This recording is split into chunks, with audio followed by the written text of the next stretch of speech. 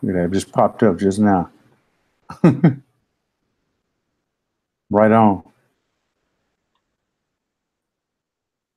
Hold on, I'm just muting something real quick, man, and then we can start rolling. Okay. All right, cool.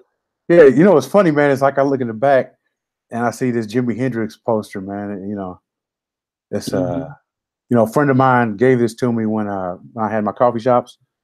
Okay. He was like, "Hey, man, you know, I got this Jimi Hendrix poster for you, brother." And he said, "You got to promise me you're gonna hang it up wherever you go." So I got him there, man. He said, "I can't remember the story behind it, but I know the story behind it." So, and that's what's most important. Everything has a story, and so things need to be told. Stories need to be told, and that brings us to the conversation that we are here about today. As you know, man, I'm brother Darrin with the Blerd Planet. Go ahead, brother Khonsu. Yes, sir, man. Peace and power, brother Khonsu with Aboriginal Consulting Corporation.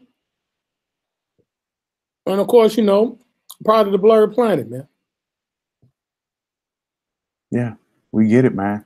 We get it done here at the Blerd Planet, man. We get it done here at the Blerd Planet. So Blerd Planet is yeah, man, Blerd Planet is about being a nerd, man, a black nerd, a black intelligentsia, man. We call it Blerd because it's a black nerd. Everybody's a nerd about something, because everybody knows a lot about something, which is why we call it a blerd. So that's the whole rationale, methodology behind Blerd Planet. You got to excuse me if I'm looking at another screen for now. All right. Yeah, that's the whole methodology behind Blerd Planet. So the real reason that we're here today, though, is we're talking about the public impression, your public impression in business. We both are businessmen. We both have several businesses. I, of course, have Retail SEO. Retail SEO is a company that SEO is search engine optimization, and Retail SEO is a company that helps you get found on Google. We are the best Indiana SEO. We are the top Indiana SEO. So if you just Google Indiana SEO or Google best Indiana SEO or top Indiana SEO, we show up number one. So that is our impression. Another business I have is Darrin's Coffee Company. Darrin's Coffee Company is the only black-owned coffee company, coffee roaster in the state of Indiana. We are certified as a minority business enterprise in the state of Indiana. So if you're looking for a coffee provider for your company and want to go with a black-owned company, hit us up at Darrinscoffee.com. You can also look up black-owned coffee companies in Indiana, and you'll find us. So, Khonsu, you want to tell everybody a little bit about yourself or business? Oh yeah, definitely. Of course, I'm into corporate, you know, startups, personal and business financiering, dealing with infrastructure of business, you know, from start to finish, from concept to finish, developing custom business models and scaling models to those business models, to make sure your business runs efficiently, to make sure that you also are financially protected. You know, financial awareness is key in business. So show you how to, you know, create a corporate veil, you know, tax deferment, things like that, knowing how to, you know, also connect your estate into your corporate business and your personal life. A lot of people don't realize that, you know, you're in the business of living, and you can create with the proper infrastructure the reason to even write off your ability to live every day. Just because you're an employee does not mean you cannot be allotted certain write-offs and gifts and things like that when it comes to taxation. And so, you know, that's what we offer, man. Yeah. That's something kind of as a side. That's something that when Trump came around with the with his whole with the business and corporate tax benefits, you know, there were a lot of black folks that were kicking up a lot of shit about it, saying, you know, oh man, this is about the business. This is all about corporate America. And my first response was, start a business. Right. Right. You know, and go ahead. And when you say it, a lot of people are intimidated because of the perception of what a business is. you can start a business shroud that doesn't necessarily have to operate, but it can facilitate the holding of assets. So that's very important when holding assets as opposed to retaining liabilities. So even in the Trump era, a lot of people are misguided by the narrative and not trusting the process. We have to look at the process in which Trump operates, not the narrative of what Trump is. We got to look beyond that. You know, Trump is outwardly a racist. That's not the point. Inwardly, his process is free market capitalism. And when you understand that and realize us being blurs, of course, we're going to be inclined to Black people, particularly in Northern America. This is where we originate from. This is our culture. This is our society. We are generating Black agenda-based capitalism by understanding the process of capitalism, not the narrative. Man, I love that. Understanding the process, not the narrative. Wow, man, that in and of itself, man, is a fantastic. I mean, that speaks volumes. Mm-hmm. That speaks volumes. Yeah. But yeah, so something that really kind of is what I said, man, we need to go live. We need to go live and talk about this was we were talking about setting up websites. My company, of course, builds websites and does SEO for other companies. And Khonsu, you mentioned that, you know, some of the companies that you may run into or you make startups, what's some of the first things that they do that are taking the wrong steps. I said, man, let's go live on this, man. Let's be a good conversation to have. Yeah.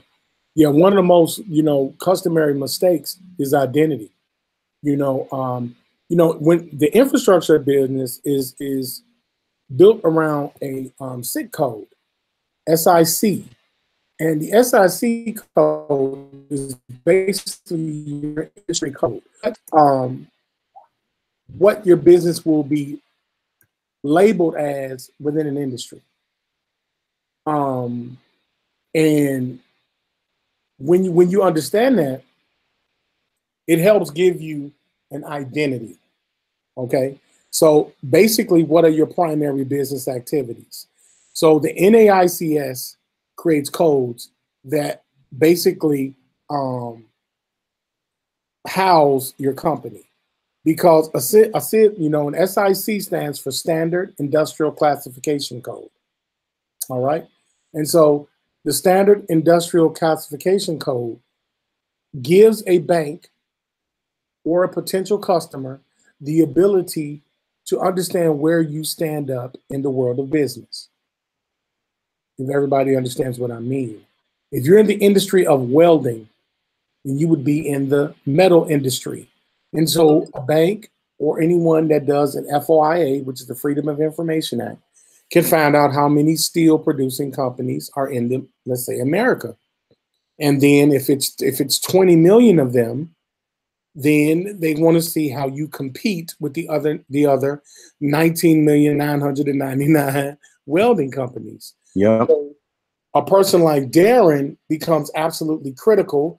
A person like myself, because we're going to design you to rank higher than the majority of those, depending upon how competitive it is, and to also be dynamic in your presentation of your company, because that's going to give you a bigger advantage on your success rate of engagement, because the competition. And if your competition is smaller, meaning you have a unique creation that sometimes can even be trademark and patent, then you're really talking about a gold mine. It's wide open when you're dealing with specialization in the initial construction of your business, man. Yeah. That's I have a history background in banking, so I definitely understand and know the importance of, and it's something I used to always stress to a lot of my customers or customer/clients is, even it doesn't matter if you're a 1-person corporation or if you're a 100-person corporation or a 1,000-person corporation. If you're a corporation, you need to move the exact same way as a Bill Gates. A lot of times banks may ask you for certain types of information. And I would say, well, what does Bill Gates need? Does Bill Gates go and put up his house for for inventory? Well, why should you have to do the same thing? Mm-hmm. You need to. That's important. That's like having that public impression. Something that I noticed, and I noticed a lot of times when we're out calling on potential customers, is how many other customers actually have websites like a Wix website. And not to really knock Wix, but it's or a subdomain like a Wix business.wix.com.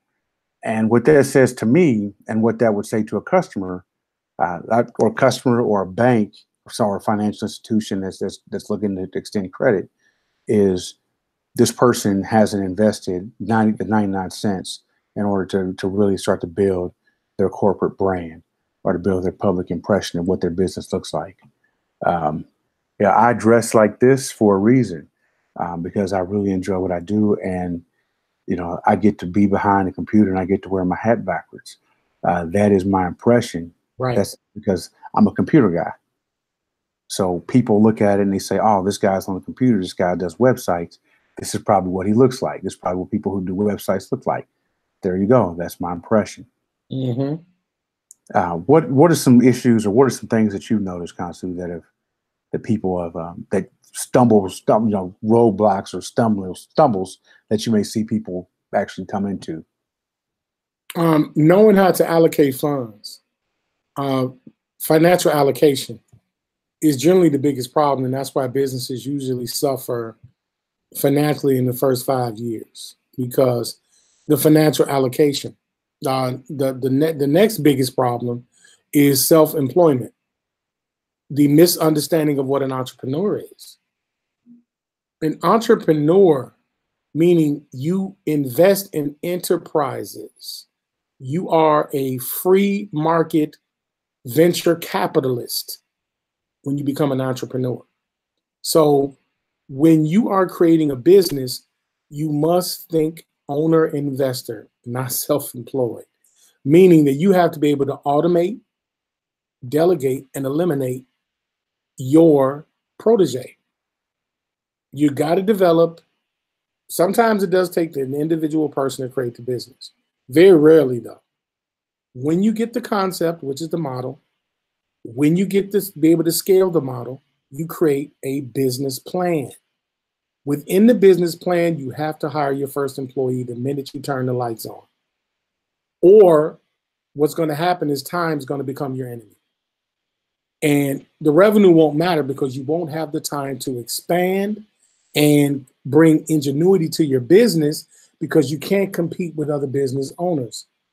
A business owner invests in other people's time. And the way that they do that is they create an employee. And the employee, you're investing in their time, so you compensate them. That's why it's called a work week. You get paid for 40 hours of work. But if you're a business owner and you're self-employed, you're working around 85 to 120 hours a week. And that's if you got everything on point. That's not, most business owners that are self-employed generally work 200 hours a week. Now, I want you to understand that.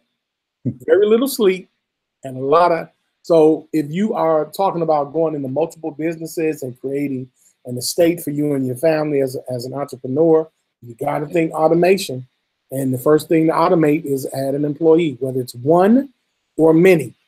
In 2018, and forgive me for being so wordy, but this is our stuff here, guys. In 2018, one outlet is Fiverr. If you're an owner operator, man, reach out to Fiverr, do your due diligence, do your vetting, your cross references, but get you a staff, man. You can get a virtual staff, a virtual assistant, free up your time so you can devote towards marketing. You reach out to somebody like Darrin or myself. Focus on that. That's all a business owner should be focusing on. And let your employees pay them fairly and discreetly, because you are capitalizing on their time and they deserve to be paid. And take it even farther. What's the gentleman's name? Oh my goodness, The Destruction of Black Civilization. The author of that book. Oh man, I don't like it when my brain freezes. While you looking at that, I'll hold on a second. Am I echoing? Okay. Yeah. While you're looking that up, the something that when you said that, a solopreneur, I've been able to build a staff and build a really solid workforce by when I find someone on Fiverr is really just saying is saying, getting after them, building that relationship with them. I've had there's a gentleman I met on Fiverr, man, 6 years ago, and we built a hell of a relationship. He does all the web design work for my company. He does logo work. He does all that good stuff that we need in order for us to be successful. And he's a hell of a guy. So if you want to get in touch with him, reach out to me, Darrin at RetellSEO.com, and I'll be more than happy to put you in touch with him. But you can't steal him away from me. Did you find who wrote that book? Yes, sir. It's by Chancellor Williams, Destruction of Black Civilization. At the end of the book, now this is an Afrocentric book. I do have an opinion about Afrocentricity. I think it's a bit jaded. It's a little bit nationalistic. To say the least. To say the least, I think it's a little bit off base, a little unrealistic. However, with Chancellor Williams, the one thing he offers in the back of that book is a solution. And one of the biggest solutions, he says, in commerce, Black businesses, when they should employ Black people, but they should also give people a stake in their company. And I always stress that with my clients that are inclined to be Black. I have clients that run the gambit of ethnicity, but when it comes to my own people, I take a personal bias. And I have a right to be biased because I happen to be Black.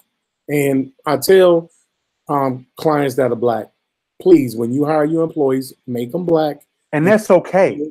Give them some of your shares of your company. Right. That's okay.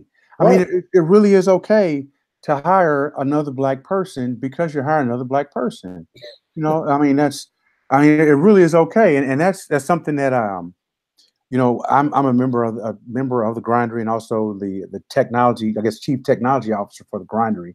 Grindery is an urban incubator here in Indianapolis. And one of my stressors, and one of the things I've always stressed is we need reps. And when I say we need reps, I like to equate that to basketball. If you're playing basketball, how do you get good at playing basketball? You get reps. You get on the court, you get to take shots. You get on the court, you get to take shots. You get to shoot. You get to pass. You get to dribble. And what happens is when you're first getting out there, when you're first getting out there and you're learning how to shoot the ball, you're getting your stuff beat up. You're getting your shit thrown off the backboard. You're getting ripped. You're getting all that stuff. So what happens is with Black businesses, because we're having our first reps. We're getting our first reps on the court. Somebody beats our shit up, man. We get kicked off the game, get kicked off the court. We don't get another shot. So we don't get that chance to get the reps to be able to learn and to get better and to get better and to get better that, let's say, a white business would, or a Hispanic-owned business, or an Asian American business would normally get. That's why I say it's okay to hire a Black person. It's okay to do business with another Black-owned business. And it's okay to cut them some slack, not a lot. Coach them. Right. If you see there's something wrong, then you say, hey, brother, sister, I know this is what's going on with your business. These are some things that I ran into, some issues that I have dealing with your business. Let's correct this. Give them that chance to make those reps. Help them get better, because when you help them get better, we all get better. And when we all get better, that is what will create. That's economic development. And that's something that we have at a mentorship class that we have going on with the Hip Hop News mentorship group that we have, where we're teaching things like that. We're teaching, teaching SEO, teaching YouTube, teaching how to, business structure, and having these types of conversations that you normally wouldn't expect. A guy with his hat wearing backwards sitting up in an office, a home office, would normally have with you, but still having that kind of conversation.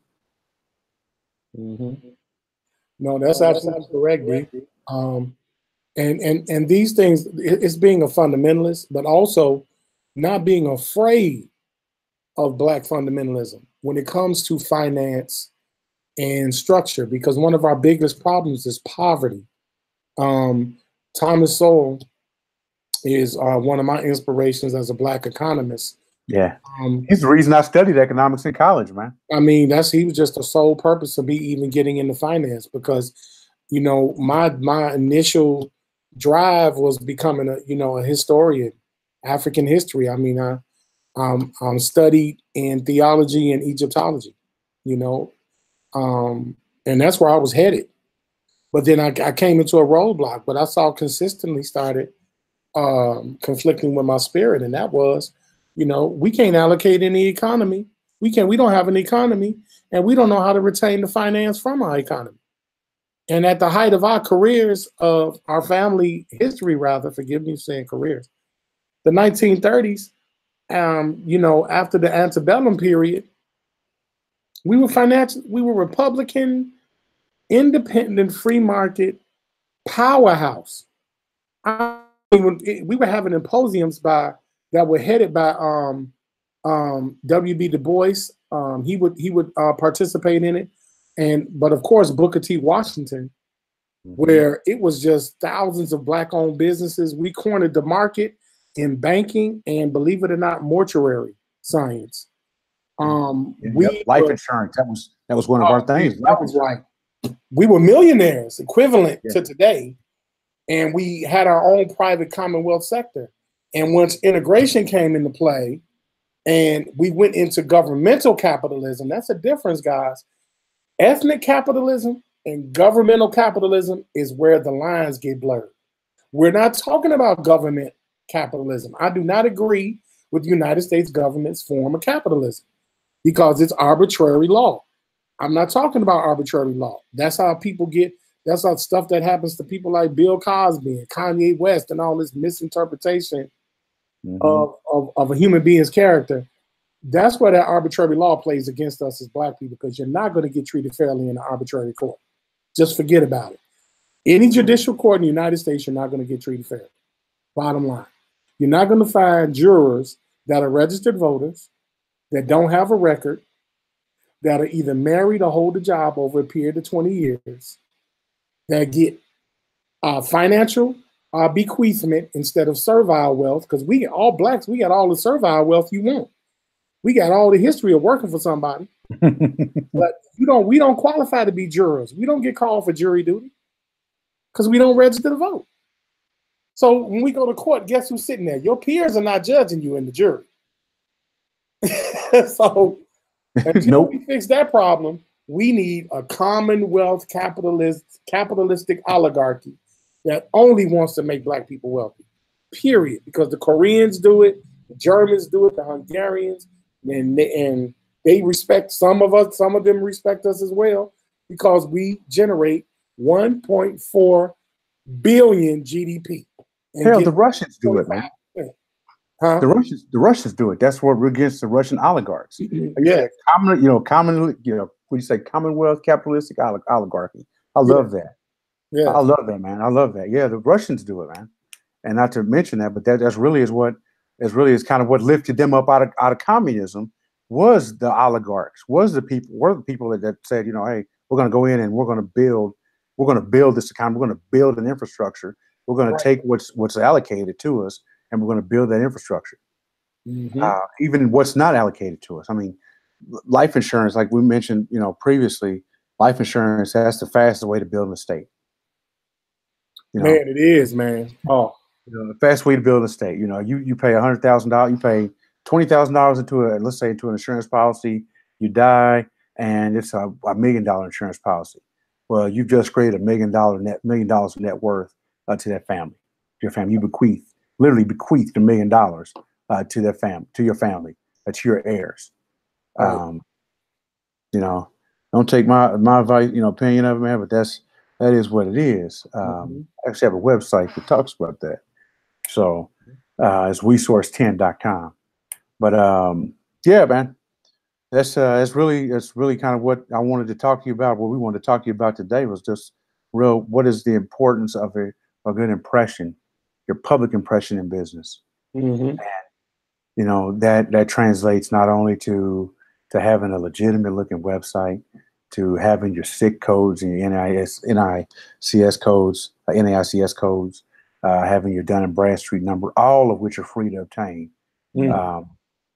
Free to obtain and free to use. I mean, your SIC code is just a number that says this is what kind of business you own. Mm-hmm. You know, and the Dun and Bradstreet number, that's free. So, you know, this is what makes you good. This is what makes a good business. Mm-hmm.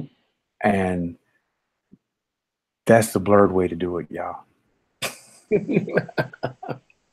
That's the Blerd way to do it, man. So, all right, man. Well, thanks so much, brother, man. I see we're starting to get viewers popping in now, man, as we pop out. Yes, So, sir. but yeah, please, you know, like, share, subscribe to this channel. We put out content. You know, we're gonna be putting out content more and more.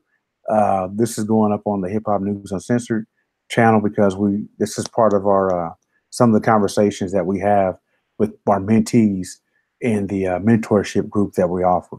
So conversations like this. So if you're interested in having a conversation like this with someone, as opposed to a conversation like that, and you know what that means when I say like that, you know, you want to become a member of this group. So, all right.